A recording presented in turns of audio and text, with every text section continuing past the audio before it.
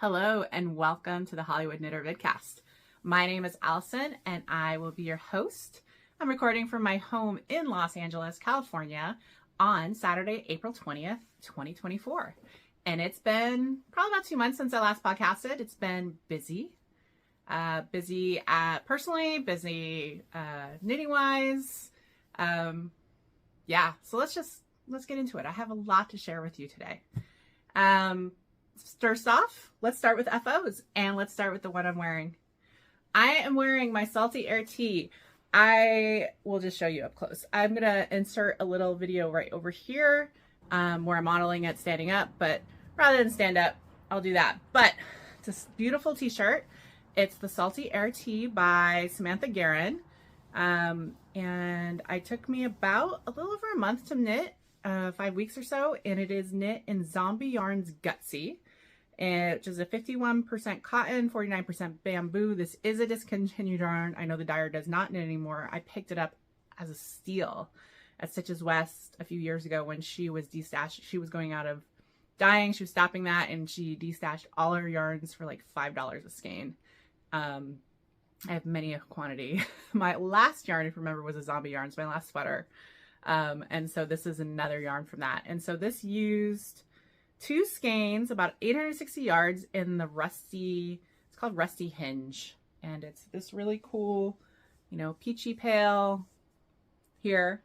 And the cool thing about this t-shirt, after all that, I said I would. So it just has a lace motif here, and then it's just all straight. So super easy. I think it's very flattering. I really like the neckline, which I actually made a modification. So the modifications I did a size 3 for a 40.5-inch bust. And so that is about 2 inches of ease for me now. Let's go with now. 2 inches of bust right now. And I wanted the neck a little wider than it was shown. So I cast on a few extra stitches, and then I adjusted my increases to get to the size instructions for what I wanted. I did increase the body. I am longer. I have a longer torso. The pattern as it's shown is cropped. I think it was, it was cropped. Anyway, so I did 12 inches and then an 1.5 inch hem. So I ended up, and then blocking, I ended up about 14 inches, which is just perfect. Anything kind of less than 14 inches, I tug down, and say more than 15.5, it's now kind of longer than the style I like to wear. So that worked out really well because I did not want to break into a 3rd ball. This was exactly 2 balls. And so I could have added extra length, and I knew that, but I would have had to break into a whole nother skein. I have 2 more skeins of this, and I kind of didn't want to do that if I didn't have to. I also made the sleeves a little longer. Not that much. I think I did just an extra, what did I do? An extra 8 rounds, so like an extra inch or so. They were super capped, like right here where they stopped, and I wanted them just a little bit more so they could handle a little bit more of my airplane, my flaps. And I'm happy, and it totally worked. So I'm totally loving this t-shirt. I'm wearing it for you today, but it's still a little overcast and gray, and hasn't been super warm, and I haven't had an opportunity to wear this, but I will. And I love it, especially because it is a cotton bamboo. So it will be super easy to launder, super easy to wear. I won't feel bad because it's so easy to launder about, not wearing it with something underneath, which I pretty much do with all of my sweaters, wool sweaters, so that I don't have to wash them as much, so you don't have the sweat and things like that. So yeah, just super happy with it. Super happy with it. So that was my big one. This was one I had knit on. I had some travel knitting and then got it done. And it is intended because Samantha Guerin is the guest speaker at the Zombie Apocalypse retreat that I'm going to in June. So I also wanted to cast on and do something with the designer. And I think when I take pictures and do it, I get points and stuff for knit-alongs and things like that. But this is, a ton of people have done this t-shirt. It's very flattering. It's very easy. Your lace is just here at the top. And then it's straight and very cool. So that is the Salty Air tee by Samantha Guerin. All my other ones are kind of accessories. The next up I finished is Alpine Bloom Hat by Caitlin Hunter. Oh, look how gorgeous this is, guys. Look at it. It is so pretty. So this is actually is the Salty Air too. One of my Make 9 projects. And so my Make 9 2024 projects are to try to, specifically at the beginning of the year, pick projects, focus on things in my stash to try to move my oldest stash. This Spin Cycle yarn I've had for a while. It was the first, I haven't bought a lot of Spin Cycle, but I do remember buying this, and I don't think I put when I bought it, but I probably bought it in 2016. And at the time it was pricey for me. Let's go with, oh, Apple's back. I'm sitting in front of her little sleep area, so she might be active behind me. So I remember that, and I got it in this kind of yellow gold, and then, you know, I only had one skein and I didn't know what to do with it, and it just, you know, sat in my stash forever, and I finally wanted to do it. And then the other yarn I picked up when I was at Woolen Folk in Rhinebeck in the fall, and it's my friend Janice's Queen City Yarns, her Latte base, which is a 50% Rambouillet, 50% Merino, sport weight, and then her color, this color is Tar. And I think it was perfect. And I think I picked it up because she actually had a sample of the Alpine Bloom Hat for this yarn, and I was like, oh, that's the perfect contrast for this. So I love it. I really do. Yeah. And the other thing about this is it only used pretty much half a skein of each of them. So I do have more, and I could even do like another one of these. I might do that. You never know. And then I could keep one and give it as like another as a gift, and then go from there. But that's the Alpine Bloom Hat by Caitlin Hunter. Lots of people have done this because she has the hat, she has, you know, a sweater, she's got other things. She has this motif in a few things, but it is, looks great in the Spin Cycle. Here's all my floats on the inside. Pretty good job with that. There's only a few sections I think where I'm a little puckered, mainly at the top. But not too bad. Not too bad. So this hat took me, I don't know, a few weeks. It was off and on. But yeah, another one down for my Make 9, and a hat that I really like. Next up is a pair of socks that I finished for my brother. I'm calling these the Enterprise Joes, and that's because the yarn, and this is just my toe up kind of things, and it's just a shorty sock for him, but the yarn is Yarn Geek Rocketeer to Boldly Go. And it was a yarn I picked up a few years ago. And I actually have so much of this that I only used, I think it was like 120 or 25 gram skein, and I only used 64 grams to do his pair of socks. And so I had enough for another pair of shorties. So I'm actually doing myself a pair of socks so we can have sort of matching socks, same yarn, that I'll show you in a minute. But yeah, so these are for my brother. Took a few weeks. These were my purse knitting socks. I got cat hair on them. And so I will be bringing these to him at some point. Probably when I go on a trip with him in October. Because it's getting hot there, and so he doesn't need to have wool socks. The next thing I finished is another Make 9, and this is something I started early February. It was a Colormatic Cowl by Michelle Hunter, and the idea with this was, again, it was a worsted weight cowl that I was going to use some Caron Simply Soft that, I don't know, I bought ages ago, and it's just been kind of sitting in there, and I wanted to get it out. And then, so I started on this cowl, and the idea was going to do a long wraparound one, but I couldn't do it. So here's the cowl, and it's kind of cool. It starts off with this kind of motif. You do colors, and then you switch. So you're carrying the green, and you switch. And the longer cowl actually calls for another section of this. Like you switch to a different color, and then you have another section of this. So, and then it's all double thick and worsted weight. And I just wasn't enjoying it. So once I finished the two and I had enough, you know, long enough for that, and so that you can wear it like this or you can wear it like that, I was done. So I did not use as much of Caron as I wanted. So I will have to be doing other projects, and I think I'm going to do like hats and stuff like that to knock it out.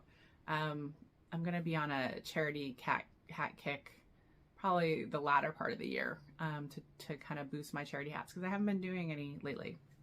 But yeah, this will go into my gift box, probably a gift for my sister. She is allergic to like all animal fibers, and so I do tend to make her things from acrylics, and she does like a cowl. So that's probably who it would be. But yeah, I'm very happy with it, and it wasn't hard in it. It just wasn't fun in it, especially this. Like, it looks great. I really like the way it looks, but it just wasn't fun in it. So life's too short, and so I cut it short, and when I had a active project and adjusted, and yeah, it looks cool. I mean, it does look cool,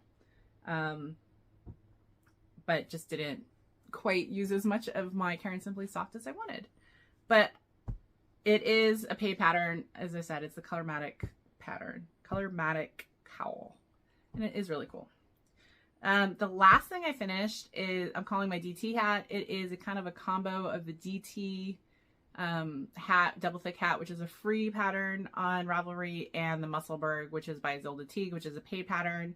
It is a double thick hat, cast on from the top, go all the way through. So I made modifications on mine. I'm going to show it to you as a tube because I think that's cool. I intentionally wanted to use scraps.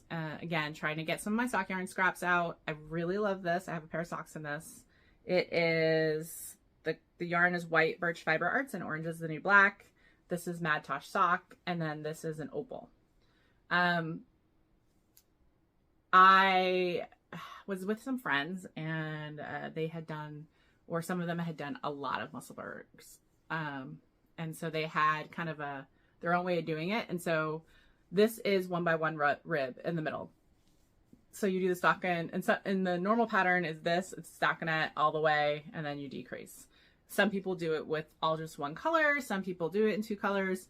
I did it in 3 because I did a ribbing in the middle. And then let me show you what it looks like when you inside out it.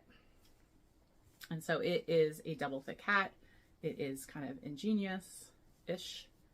And so you have this. Here, let me put it on. So I have this ribbing, adjust it. So I have ribbing here, and then most likely how I would wear it would be with this side out because, you know, I'm an orange girl and it looks great.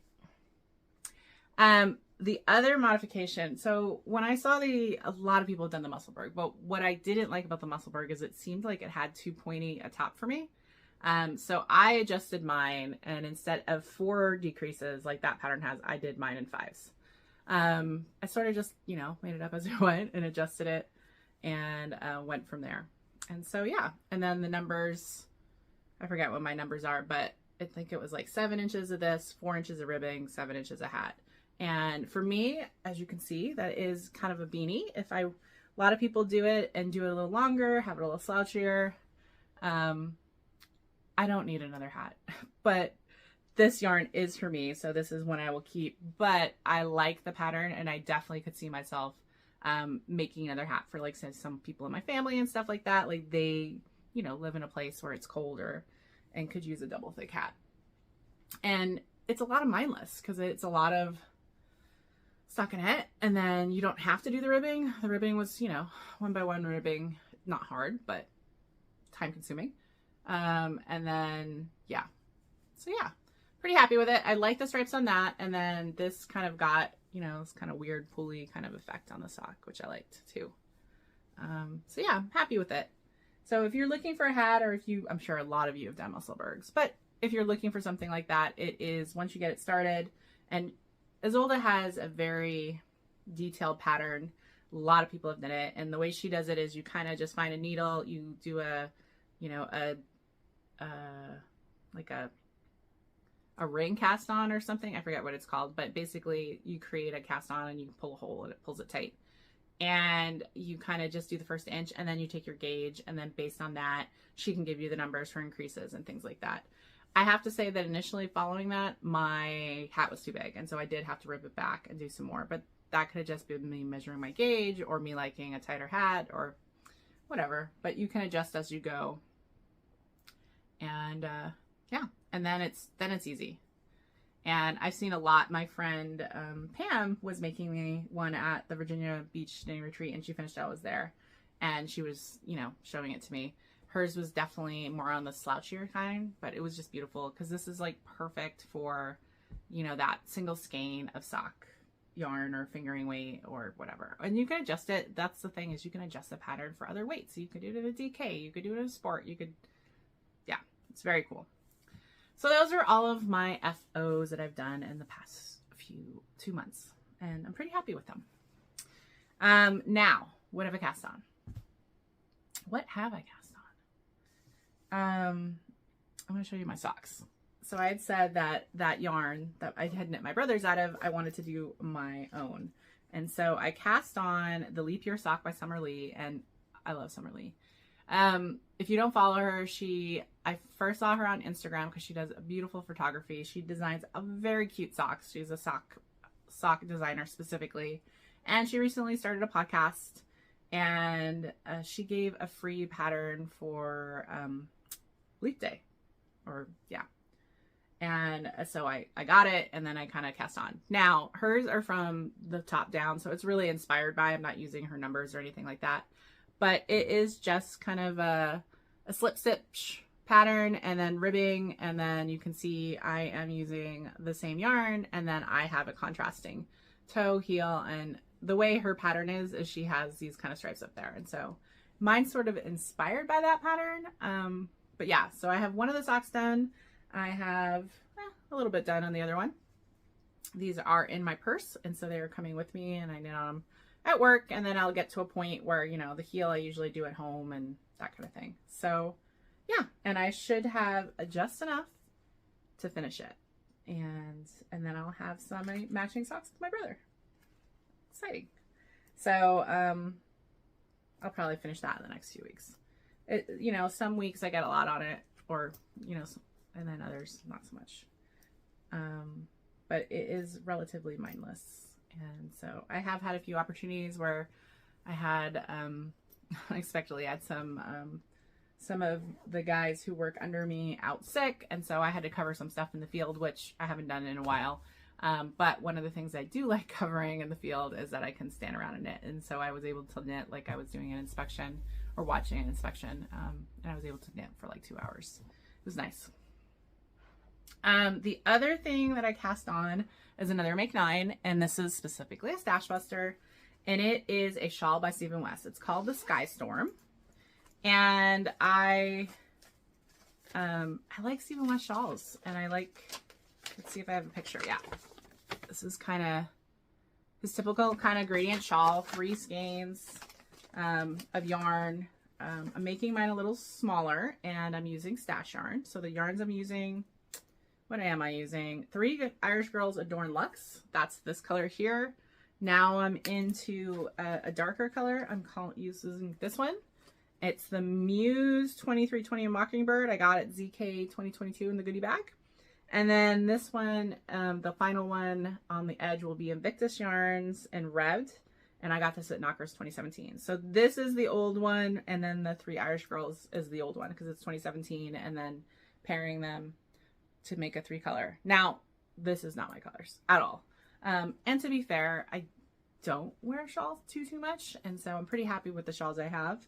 So this will definitely go in the gift box. I'm not sure who it will be for, but I'm actually in the middle of a row, which I stop in the middle of the row. Do you guys do that? I know some people never do. It doesn't bother me. I just pull in and most of the time, especially with these longer rows. But I picked this up because it is a lot of garter stitch.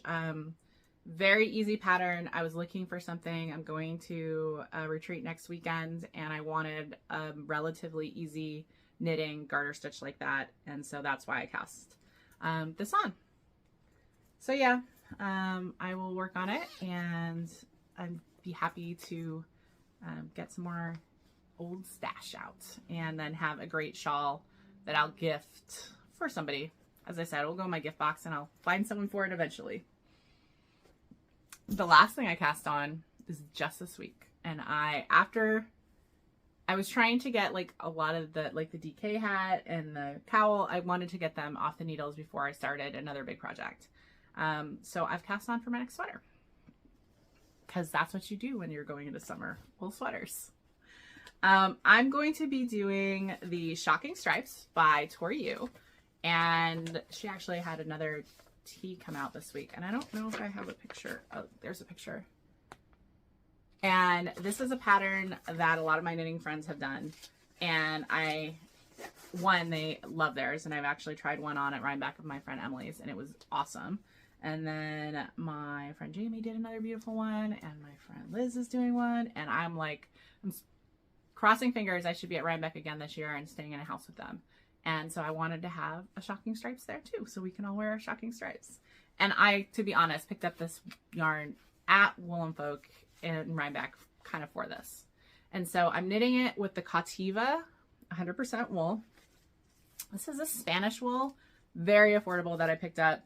100% just says local wool, and I don't even know what the color is. It's like this mossy green, and then my stripe is going to be this.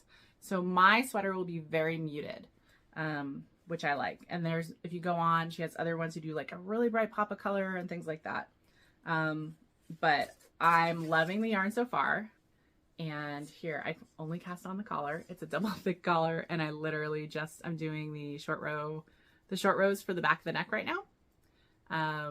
And then sizing wise, the only thing for sizing is she recommends 6 inches of ease, and that's probably a little more than I want. So the sizing goes from like a 40 to a 44. Based on that recommendation, I would do a 44, but as I said, I don't want that much ease, so I'm going to probably change the numbers to try to get a 42 inch. For me, 4 inches of ease would be a little better. We'll see how that goes. I gotta change the math, which I haven't done, but that's my goal. So I'm gonna be doing the in between. The point of that is it's just math, guys. So as long as you can adjust some math, and you can adjust some of these sweaters. Obviously, I, like everyone else, love to just follow a pattern, and I will be, because I will basically go in. She has like a lot of increases because it's the top down. And so I will just adjust the increases to basically get to where I want, and then it's, straight down. So it should be easy. Sorry, I thought my partner came home. Yeah, so that's what I'm doing. I'm very excited. This will be the 3 projects. So this, the shawl, and the socks are what I plan on bringing to my knitting retreat next weekend, as well as some the Knitted Knockers, which is the charity that they knit for, and I did a bunch last year that I will be bringing, and so I will be bringing that as my kind of other little small project to bring. Anyways, so that's all my knits, but as I said, it's been 2 months, so I have some stuff to share and some acquisitions and things like that. So I went in for February to the Virginia Beach Knitting Retreat in Virginia Beach that is hosted by my lovely friend Martha. And there I got to hang out and see a lot of people I know, a lot of friends, and get some yarn, because she hosts a little market at a brewery this year, which was nice. And then my friend Janice of Queen City Yarns, who has beautiful yarns, was there as well. So I did an order from her. So let's talk about acquisitions first, because I've been waiting to put these yarns away until I podcasted. First off was Gift Woolens and Nosh. Beautiful self-striping yarn. Also does an amazing advent that I haven't got yet, but I think I'm going to try to get her advent this year. This was a gift from a friend, and it's beautiful. It's Wes Anderson style. It's right up my alley. Another one I picked off the D-Stash table. I think my friend Carol, this was her things, but she put it on there, and it's Gigi's Greatest Hits and Lavender Loon. Another great dyer. I see it Zombie Apocalypse a lot of times, and then I'm a sucker for an orange, so I picked that up. These are just going into my stash for use one day. And then the yarns I bought, so one of the dyers that was there, who I basically bought from both dyers to support, and I don't know what I'm going to do with these, but I felt like doing it. And this is Urban Girls Yarn. She's a Virginia local dyer, and this is her DK weight. And this is her DK weight yarn, and I picked up 2 skeins of it. The idea, cowl, something like that. Color wise, it was cool. It's a little different from what I have. And I don't have a lot of DK in my stash, so it's always a good weight to pick up. The other one I got was, I just loved it. And this is Rising Tide Fiber Co. Oh, sorry, Apple's adjusting herself behind me. And I don't usually go for the sparkly, but I really like this. Bioluminescence fingering, and I don't know what's the colorway on this one. I thought there was one. Oh, where is it? Moon Goddess. I really like these. I see these like as a pair of socks for my mom. Sparkly blues, purples, yeah. And so was happy to pick that up. So Rising Tide Fiber.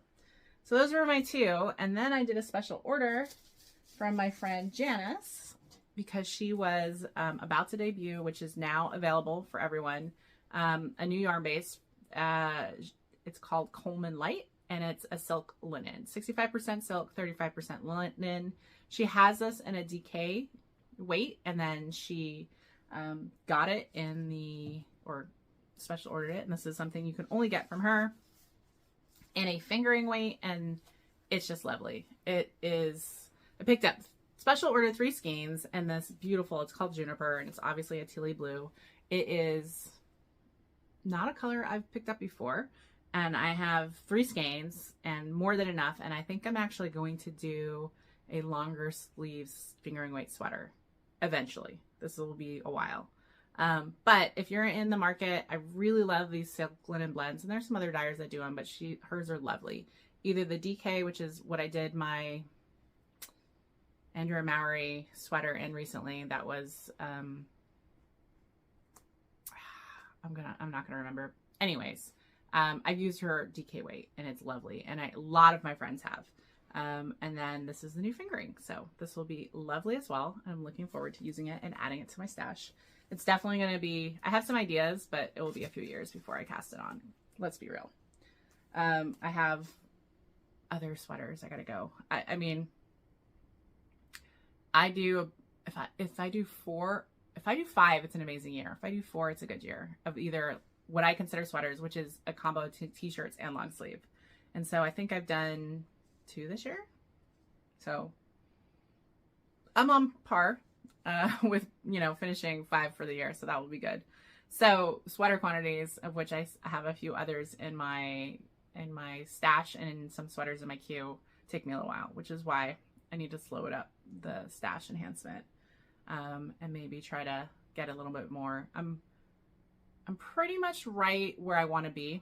I think I talked about this before, but my yarn lives in my bedroom, and it lives in a glass case, which is pretty much all my fingering weights, and then like 3 bins, and that's sweater quantities and things like that. And then I have a half bin of fingering weight scraps, and that is most of my stash. And now I have a few other places where stuff is crept into, and so I'm that's where I want to keep it. But yeah, so Virginia Beach getaway, and then the other thing is my friend Pam gave me this beautiful bracelet. It's very pretty. Look at that. That was handmade. She picked up and gave, and it looks great. It looks great. And then another gift was the cool, I forgot what these are called, that makes the I-cord, and it's like the little latch is. And someone is making these where they're actually 3D printing this, and then they're doing the latches, and they're coming. And I haven't had a chance to use it yet, but it is definitely the hot tool. I will have an opportunity to use it, I'm sure, at some point. But yeah, my friend gave us all these, and it's beautiful. At this retreat, we had a teacher, a crochet teacher. And so I am I would say I'm more than beginner. I'm a advanced beginner intermediate crocheter, because I do crochet. I crochet blankets, and I've done hats and other things, but I wouldn't say I'm an expert in any way. But Talia, and I don't remember Talia's last name, was the crochet teacher, and they provided us with a bulky yarn and a pattern. And we did the Kaya cowl. on a super bulky, and I actually have mine here because I finished it. And so I also have this I finished this in a few hours while we were there. And it's a super bulky cowl. And this is, as I said, a Plymouth Encore bulky, I think, of which I have a little bit more. I'm going to do another hat with the leftovers. But yeah, so I have this. This is definitely going in the gift box or charity box for something. It will be very warm, very thick. It was cool to do. It hurt my hands though. Crocheting on this size, although easy to see and kind of goes fast, it is definitely tough. But it was nice to do something different. And as I said, I like to crochet. The other event I went to was my annual trek to WonderCon, which is a comic book convention in Anaheim that my partner and I go to. So we went down for the weekend, and that was a lot of fun. Didn't pick up that much this year. We actually have a little bit of chaos, upheaval, unknowns in the house. Where I live in Los Angeles, I've lived in this house, renting it for over a decade. And the owner and the owners, they've always lived out of town. This is something that they had bought and kept as a rental property when they lived in LA, but then their life took them out of town, and they have decided to sell it. And they are intentionally trying to sell it because it's kind of 2 single family homes on the same lot, and to sell it as hopefully to investors who want to keep it as rental property, so that I won't have to move, but I might have to move. Anyway, so that process is ongoing. It's a pain in the butt. They just took the pictures yesterday. They're going to have the broker open house next week, and then we might have to do other showings and things like that. I like my landlord a lot, and this was always kind of a retirement income kind of for him. And so it's a pain in the butt. You know, when you live so far away, he lives up in Northern California. Anytime he has to come take care of anything, like getting here, doing it, it's just, they're done with it. And so I get it. Hoping though, you know, they sell it. We will see what happens with a new lease and things like that. It's a great neighborhood. I love living here. I live in Silver Lake area of Los Angeles. But I'm very lucky in that I've had, for like the last 25 years, I've had like not corporate landlords. I've had actual people landlords, and that's made a huge difference. And yeah, so we'll see. We'll see. Could be some changes. I'm hoping or crossing my fingers that we can stay here, that rent doesn't get increased astronomically. And one of the selling points they're using for this property is how long I've been a tenant, what a great tenant I am. Same thing with the other guys that live in the house. They've now been here probably over 5 years. And yeah, so we're easy tenants, which I have friends who are landlords who, you know, have side properties, and they said that sometimes is worth the wait. Like I'm very good tenant. I take care of the property. In fact, we actually do a lot of small fixes ourselves without even calling him. It's only the big stuff that I won't fix. But anyways, it might mean we have to move, and then we're debating, do we buy, which in LA it's so expensive. Property is so expensive, and it's not a good time to buy, or, you know, rent, but the equivalent rent now, because rents have skyrocketed, you know, might make more sense to buy, you know, all that adulting. I will say, and I know this is it's different, it's definitely changing, but I never felt that the need to be a homeowner.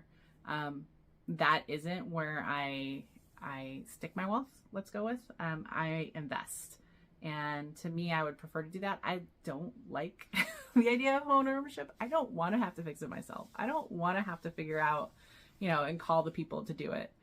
Plumbers, electricians, and the unknowns that happen, you know, that you just can't budget for, what's going to break and be fixed and things like that. So I just never wanted that.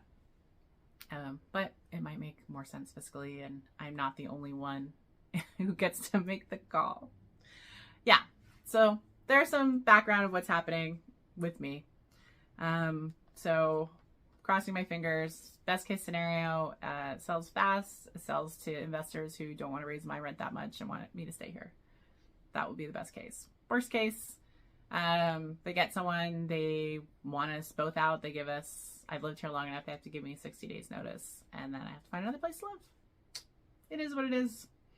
But when you've lived for somewhere, like we've lived here over 10 years, and I just look at all the stuff that's in here, and I'm just like, oh, I hate moving. That's why I lived here so long. The previous place I lived, I also lived there over a decade.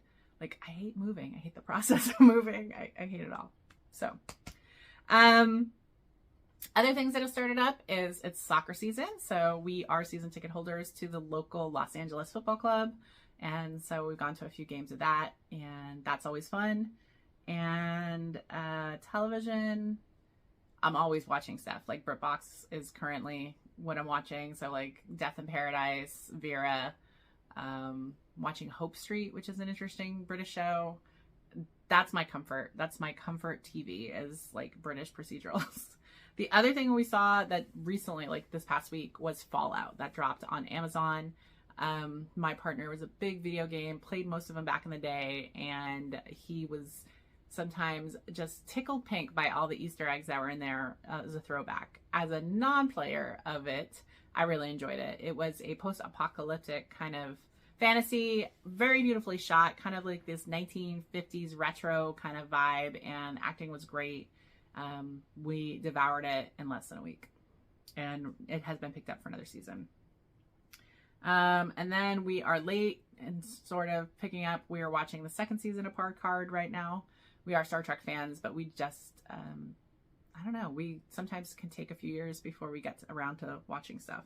So that's what we're watching as a couple. And then, as I said, all my other stuff is British procedurals. On Netflix, I'm watching Girls 5 Eva, mainly because I'm a huge Busy Phillips fan. And she, yeah, I follow her Instagram. She's one of the few celebrities I follow on Instagram. And yeah, love her. Reading. I've been reading. Since last podcast, I have read 26 books, and I'm up to 42 for the year. A lot of supernatural romance. Again, I read continuations of my series. So Seanan McGuire, she does an October Day series, which is basically fae-based, and I think I read book 15.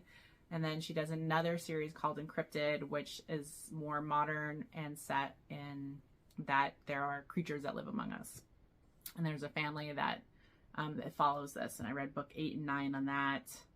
The audiobook I'm listening to is Robin Peterman, You Light Up My Life, and these are just 5 hours of what I walk to, because it is just crazy, crazy nonsense, and it's supernatural nonsense, but it's fun. It's a midlife crisis series. What else? Fantasy. Oh, I read a new fantasy series. I read the first book in it. It's called by Gail Carriger, and it's called Divinity 36, and it was really good. She is an author who's done a bunch of fantasy supernatural, and this series is kind of set in a futuristic outer space kind of thing, but her stories are always, they always get me here. She has great characters, usually loner, something different, and then they, you know, find out about themselves. In this particular one, it's a person with no family and was raised in a society that kind of threw him away, and he moved away, and the premise is that these what they call their gods are kind of like their rock bands, and he's kind of selected to see if he can get in one, and you know, through that creates a family and things like that, and it was really good. It's the first in a trilogy, so looking forward to the other ones. Read another Martha Wells. This is the robot books, Murderbot books, and so this was a novella one, a short story. It's really good. If you're interested in anything like that, it's kind of merging, you know, hardcore kind of science fiction with just the human element of, you know, AI, and, you know, from someone who is sort of lives among us but doesn't have like the same type of human emotions. It's just really good. The Murderbot series is really good. And then Mysteries and Crimes, because I love those. The second book of Richard Osman, The Thursday Murder Club, which is the octogenarians who are solving murders, of which one of them is a former MI6 agent. Very good. Latest James Patterson book, Alex Cross, book 32. I've read them all. Janet Ivanovich, Dirty 30. Also read them all. Those are just fun kind of reads. James Patterson is a little, Alex Cross series are a little more serious, darker, and Janet Ivanovich with her Stephanie Plum is just fun. I started a new series based on a recommendation from my friend Holly, Martin Walker, Bruno, Chief of Police. And I finished the first book, and I think there's a few of these, like 15 or so. And it follows a police officer in rural France and the town and all of the characters and things like that. And he's Bruno, Chief of Police. And I really enjoyed it. I'm listening, it's my new audiobook, and I'm actually listening to the second book right now. And it is just a great little murder mystery with all of this great town and characters and locals, and it's very good. And so I'm very excited to add that into my repertoire of books to get through. And then Jen McKinley, The Cupcake Mysteries, book 15. And she's got 3 series, the Hatbox Mysteries, the Cupcake Mysteries, and the Library series that I read. So every time I'm all caught up with her, so every time a new one comes out, I'll pick it up. So yeah, those are kind of all the books I'm reading, enjoying them. I like reading and audiobooks, and I tend to do audiobooks when I'm cleaning or exercising, and I do my audio podcasts when I'm driving to and from work, and then at work is when I read on my Kindle app.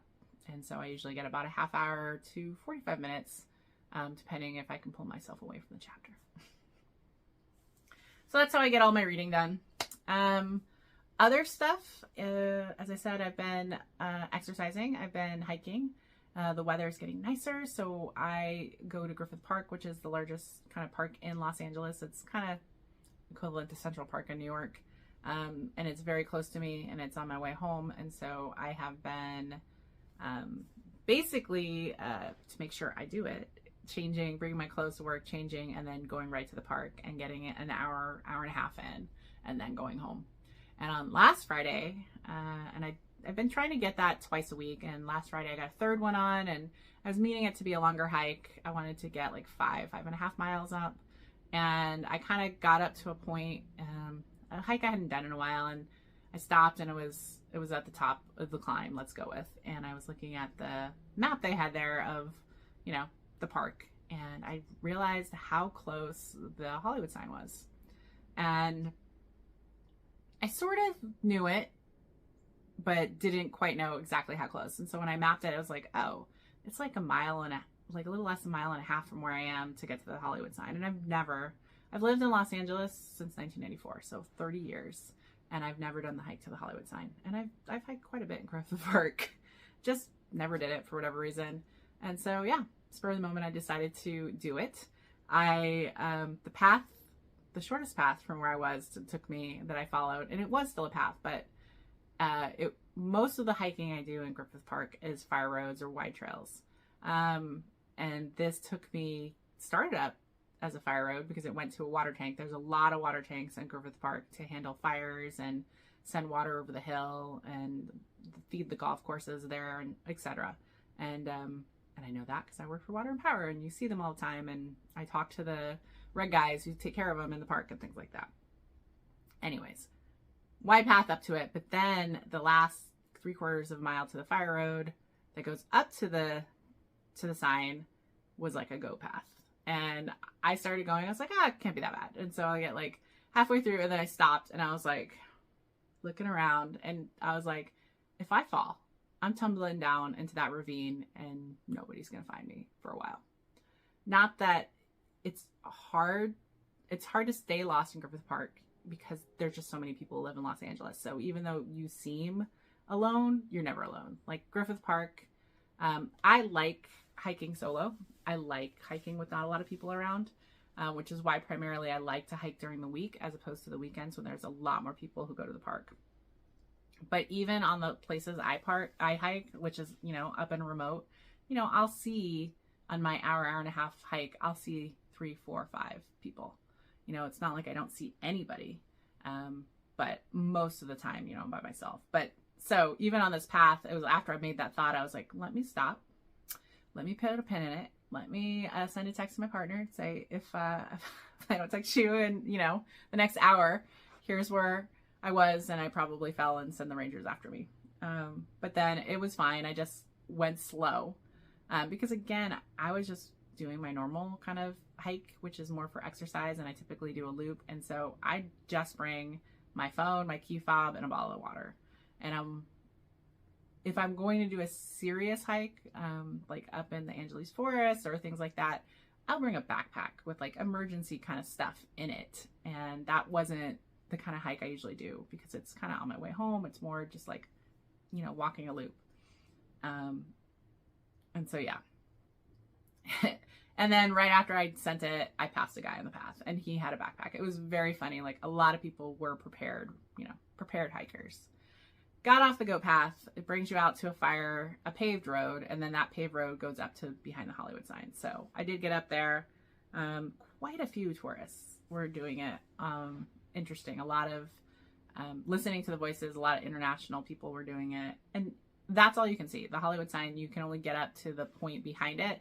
You're not allowed to go close to it, things like that. You can only take the view, but the view is spectacular. I was actually on a kind of an overcast day, and so normally when you hike up in that point in Griffith Park, like, you can see all the way to the ocean on a beautiful day. That's like 15 miles away. You can see all of the downtown area. You can see Century City. You can see it's pretty. But yeah, it was a good hike. So by the time I got back and did it, I think my whole hike was almost 8 miles. But now I have a bucket list. I hiked to the Hollywood sign and know a faster way to get there than I think a lot of other people go. I parked where I go in. It was not the normal way I think that people go there. Travel. So where am I coming up traveling soon? I mentioned this next weekend, I'm going to the Northern California Knitting Retreat up north in San Juan Bautista.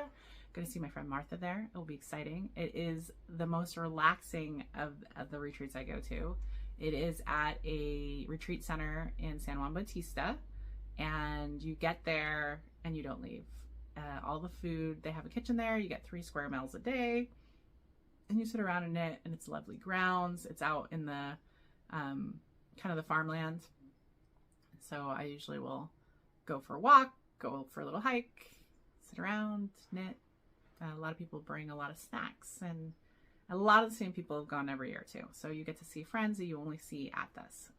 It's lovely. Zombie Apocalypse is another one I've gone to quite a few years. That is in Minnesota in June. Same kind of thing. That one's held in Rochester in a hotel, but I get to see a lot of the same friends every year, and that's also fun. Then I have a flurry of trips, starting with Florida. So I go to Zombie Apocalypse. I think it's the 19th through the 23rd. So I come back on a Sunday, and then I'm in town for 5 days. And then the following weekend, I fly to Florida with my partner to hang out with my family. It is my grandmother's 93rd birthday, and I have unfortunately not seen my grandmother in a few years. Since pre-COVID, I haven't seen her. My mom and my brother and sister have gone down, but I haven't managed it. So we are all going down for her birthday. And then it's my mom's birthday on the June 28th. So I'll get to see her too. So the whole family's going down, my brother, sister, nieces, nephews. And then we get to see my uncle and my grandmother, and then my other aunt's flying in. I think my other uncle is coming in from Texas too. So we'll be down there for a few days hanging out with them. And then my partner and I will be taking my nieces, my 4-year-old niece and my 14-year-old niece, to Disney World for 2 nights. We're going to be going to the Magic Kingdom, and I think we're going to go to the Animal Kingdom. But yeah, so that we will be staying on property and kind of doing that, which will be fun. And then back to more family time and that kind of thing. And then we fly back out on July 8th. Then I'm in town for 2 weeks. Then I fly to Vancouver for my college roommate's annual trip, girlfriend trip. And we're going to Vancouver this year, up in Canada. We've never, first international trip. We try to go on a trip every year. Last year we were in New York. We've gone to Atlanta. We've gone to Seattle. We've gone to Portland. Last year was New Orleans. We went to New Orleans last year. So anyways, this year we're going to go to Vancouver, and that will be the 25th and 28th. And so that will be fun. Then I will take a bit of a break before I go to Morocco with my brother and my uncle and my aunt on the kind of the mini trip that I do, that I went a few years ago with the same kind of guy the gentleman who arranges these small group trips. And so I'll be in Morocco for 2 weeks, and then I'm not even gonna come home. I'm gonna go to my family's in Rhode Island, and then from there I'm gonna go to Rhinebeck. So I'll be gone almost 3 weeks for that trip. Yeah. And then that's what I have planned so far. And that's so much fun. Work, life stuff, work is going good. I have one of the 2 facilities that I constructed has pretty much finished all its testing. It's good to go.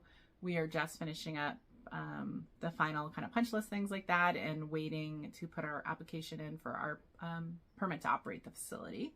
And then my second facility, we're doing the testing in 2 weeks. And so that's a huge milestone to get done. So very excited. I am winding down. So I probably have another 6 months or so on this, but primarily the construction activities will be done, I'd say in the next 2 to 3 months. And then it will be paperwork for a while. But that's good because that will coincide with my slowdown and me being off for 3 weeks or more. Who knows? I don't know what Apple's hanging around doing. So yeah, that's what's going on with me. Sorry this was a long one. It has been a while and I have lots to talk about. And yeah, I hope everyone is having a good April. I hope everyone is looking forward to spring and summer if you're in the state or in the northern hemisphere, or the other way around if you're in the southern hemisphere. I hope to see a lot of you guys coming up at different retreats. Come say hi to me. I always love, well, I probably know you already. As I said, I do these for my friends and people who've met me. And if you haven't met me and you're ever somewhere where I'm going to be, come say hi. Anyways, you can find me as AllisonTurn31 on Ravelry and Instagram. Though I was just looking at the last time I Instagrammed. I'm going to have to update a photo soon because it has been a long, long time. So maybe I'll update a photo soon so it's not the latest photo. But I like to follow friends on Instagram. And so I do look at a lot of pictures. I just don't post that much. Same thing with Ravelry. But that is where you can find I do keep my project pages up. So you can find all the details in my projects there. Anyways, that's a wrap from Hollywood, where fantasy meets fiber and dreams are knit.